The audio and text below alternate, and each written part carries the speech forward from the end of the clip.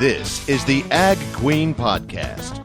This podcast explores the agriculture industry with the movers and shakers of those shaping it. Here's your host, Lori Boyer. I'm joined on the show here today by Allie Cox, and Allie is an agriculture and food ingredient marketing visionary and founder of ofNoble West. Allie, tell us more about yourself and your company and what you do.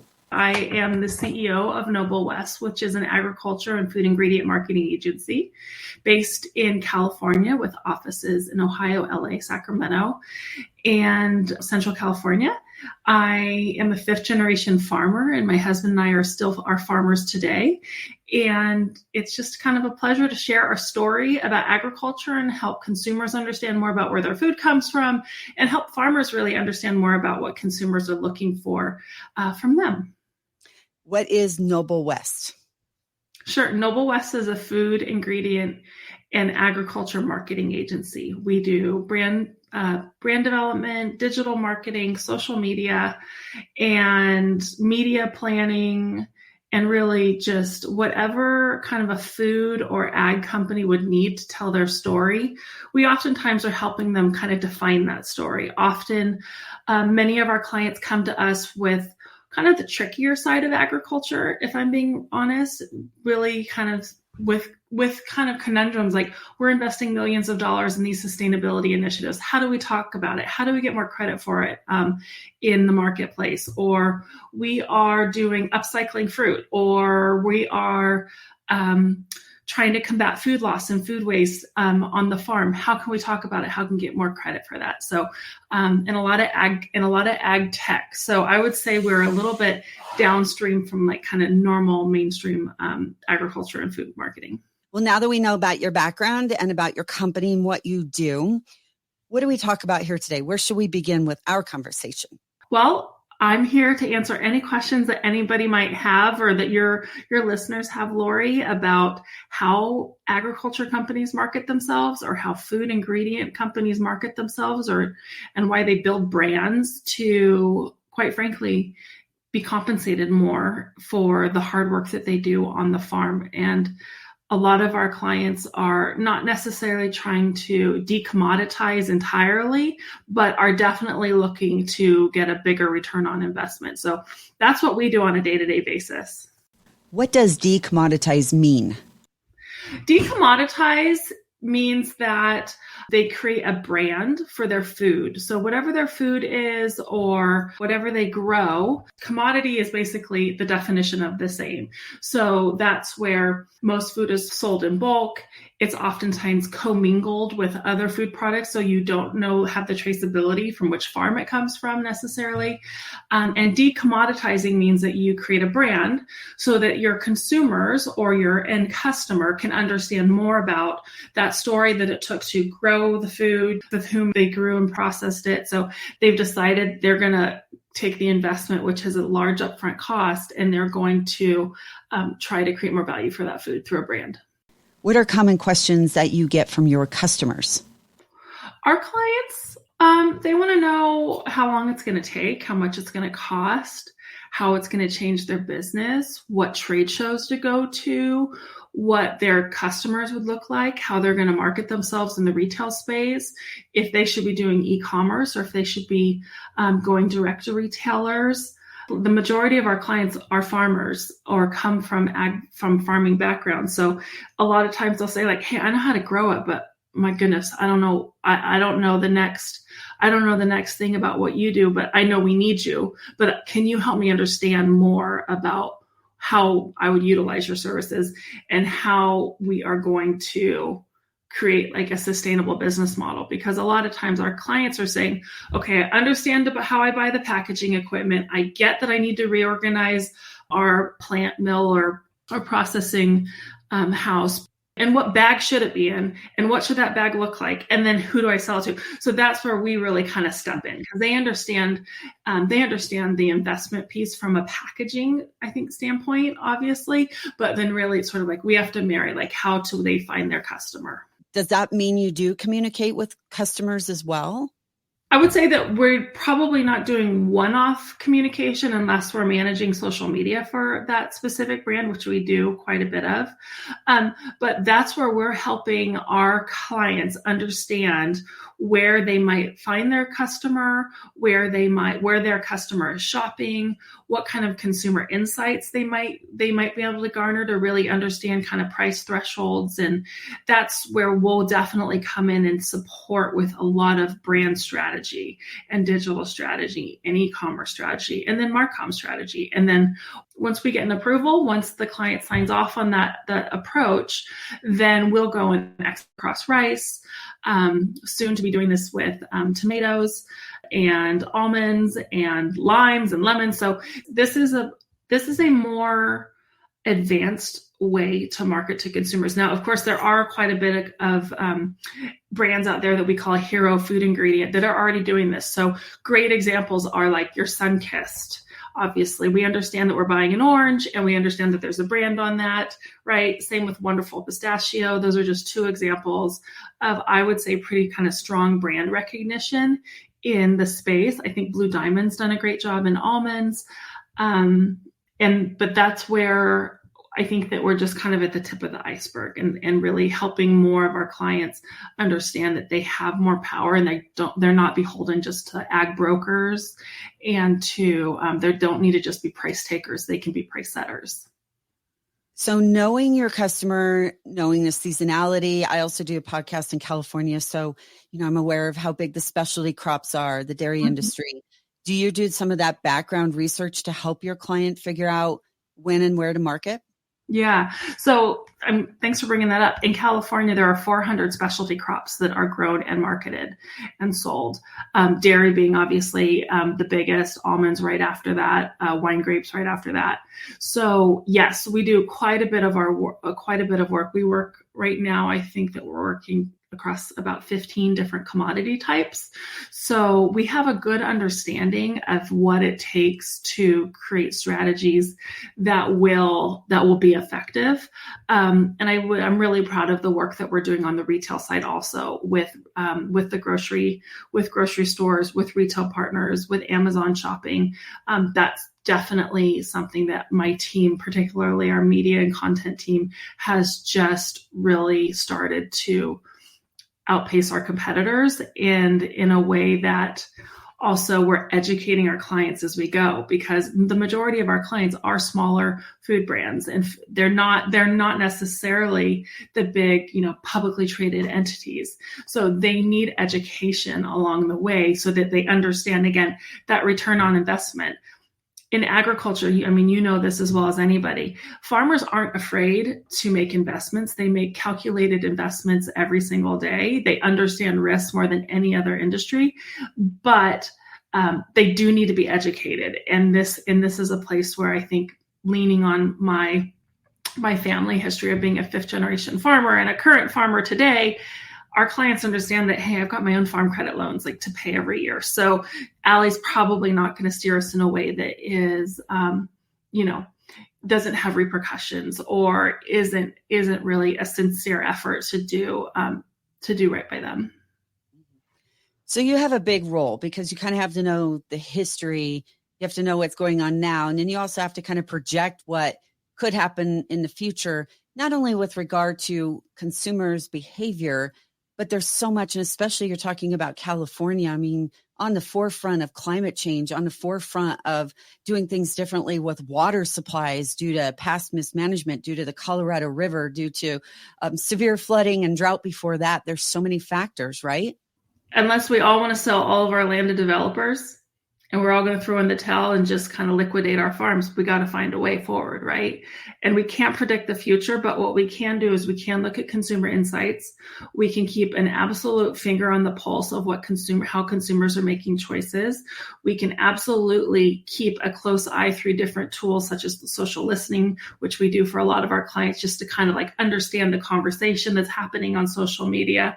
We have analytics that can help us understand consumer spending trends.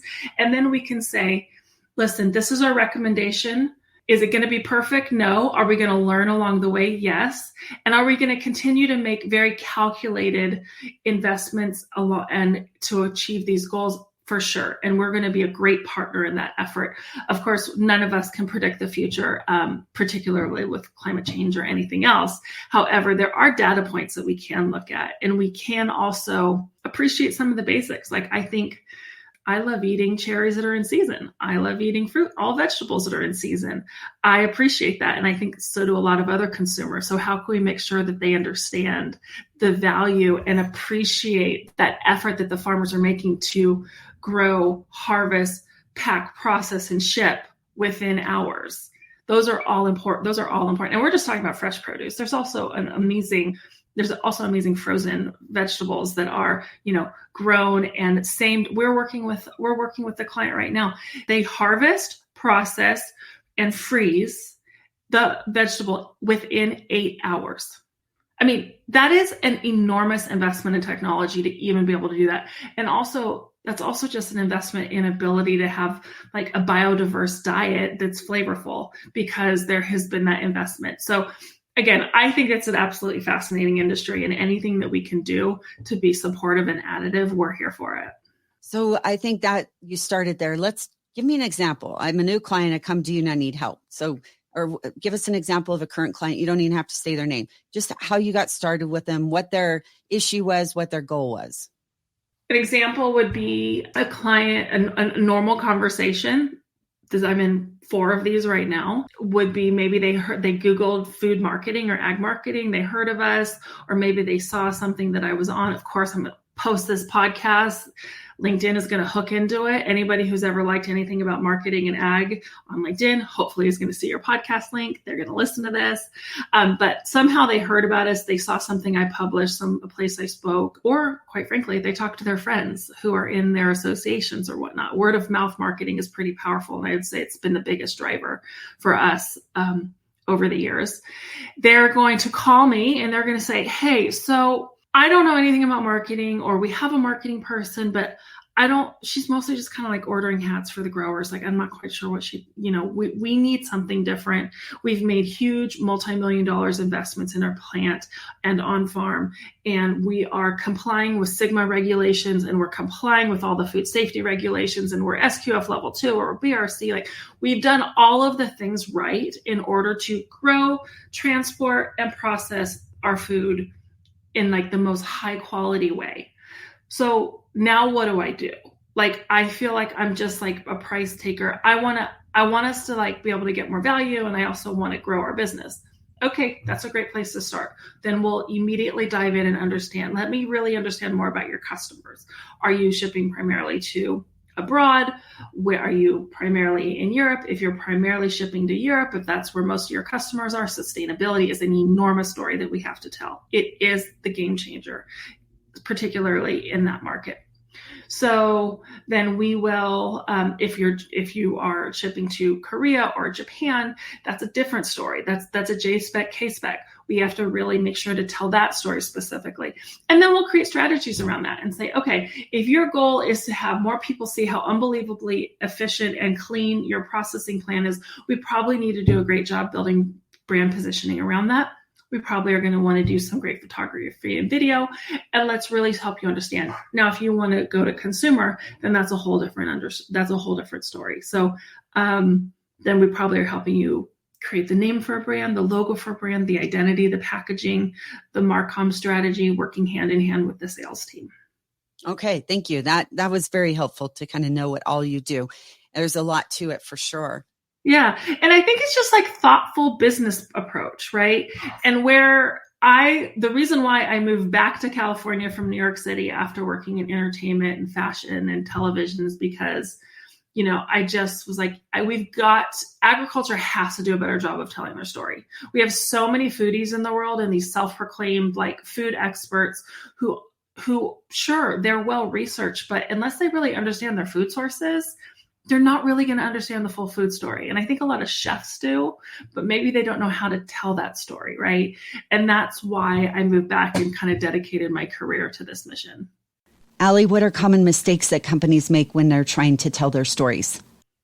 I think that they're making assumptions that the customer doesn't understand, or they won't understand, or they don't care. And if they decide to omit the detail of their authentic kind of brand truth and their truths on farm, in the plant, or whatnot, or they talk about the packaging, they're missing the depth of the story. And that's where I think the farmers lose out also, because then they're really just kind of considered, again, a supplier, a commodity, and they're not really part of like kind of that marketing story. So I wish that more food brands would be intentional and provide more information about the actual supply source. And a brand that I think that is doing this and kind of bucking all the trends is Oatly. So we don't work with Oatly. They do everything in-house. They have in-house creative director and whatnot. But I've been really impressed with how they have approached educating consumers in a very deep way. So they're educating about their supply chain. They're educating about broadly educating consumers about how they find the right farmers, where all of the oat is kind of whole, where it's processed. And I've been loving kind of following that story, for example. You've mentioned packaging a couple times. So it seems to me that's a big factor when consumers are making choices then. I think it's one of them. I mean, as a consumer, I'm sure you do the same thing. It's like, okay, what's my use for this? Am I buying in bulk? Am I going to buy for a trip? If I'm going to buy, what's it going to look like? Also, like, how are you utilizing that real estate? Real estate on packaging is really, really important. There's only room for so many calls to action and so much detail, but what are you going to put there? And that's where I think that there is, the assumption that people don't care and it's just about price is probably pretty inaccurate. And I think that the food industry can probably look to some other industries, like maybe the beauty industry, for example, and sort of take some hints on like the diversification of packaging, because I do think that is part of the story. I remember here not too long ago covering a story, it's probably been longer, and I think and I cannot remember the name of the company, but they were in California, and on their packaging, they were putting, I think it's like a QR code. You click on that and it takes you to a farm labor, and it goes through the farm labor story, of who they are, their family, just really personalizing that piece of fruit or vegetable, whatever you're buying. I thought that was really interesting. Did it make you value the piece of food more? Yes. Yeah. When you know who's behind it. Yeah. Yeah. And I think that's also you probably also didn't waste any of it, right?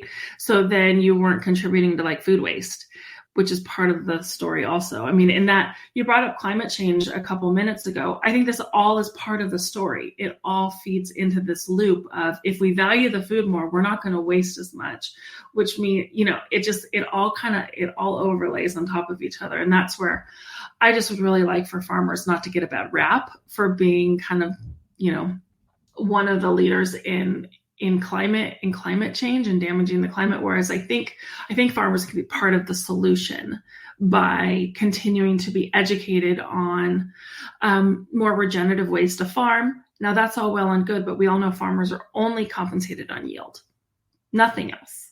So that means that yield has to be valued by the consumer. So does the consumer know what they're buying, and do they know why they should care that something was grown in a more regenerative manner? If they don't, then it is way too expensive to do that. And that's probably why farmers are, pretty frustrated when they aren't able to get the return for the added investment they're making on farm. But if we inform consumers and we bring them on that journey and share kind of the approach that we're trying to take, I think that's where we're going to be setting us up for success in the long run. I'm not exactly sure how this program works, but California also just rolled out a food waste program through the California Department of Food and Agriculture. So I guess, number one, do you know anything about it? And number two is, does your company then tap into resources like that where farmers might be able to find more value or more marketing through the state, or even more resources financially through the state with some of those programs? Well, I think that one thing that's really important to do is we need to define food loss is not the same as food waste. Food waste is typically involving a consumer not utilizing the food. Food loss is when it's not actually harvested because it won't grade out.